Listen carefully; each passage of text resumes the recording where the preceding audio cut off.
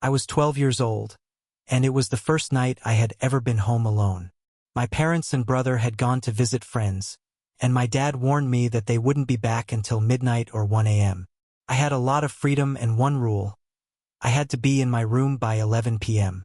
I didn't have to go to bed, but I had to turn off the TV. My parents left. I made myself some instant noodles and settled down in front of the TV.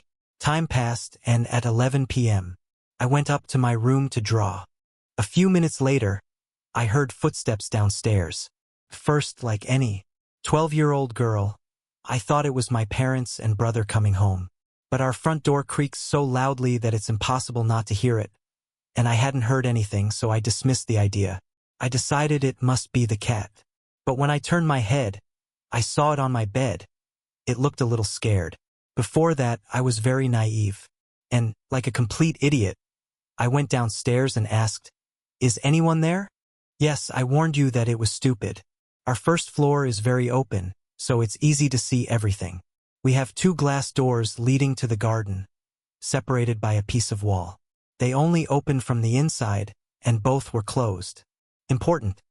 The kitchen is located by the first glass door, is L-shaped, and when you're in the kitchen, you can't see if someone is hiding behind the wall. I wanted a snack, so I went to the kitchen with my back to the glass door. I was about to open a drawer when I suddenly felt someone staring at the back of my head. I was sure someone was watching me. I put on my best acting skills, grabbed a huge butcher knife, and said loudly, "Will this cut cardboard?" Then I shrugged and went back to my room. I closed the door, grabbed a blanket, the knife, and my cat, and hid in the corner of the room, and waited. Another important detail. I didn't have a cell phone at the time, and the landline was downstairs. Half an hour later, I finally heard my family come home and went to bed without saying anything, with the knife under my pillow. The story could have ended there, but it didn't. After a restless night, I went downstairs for breakfast at 8:30 and met my dad.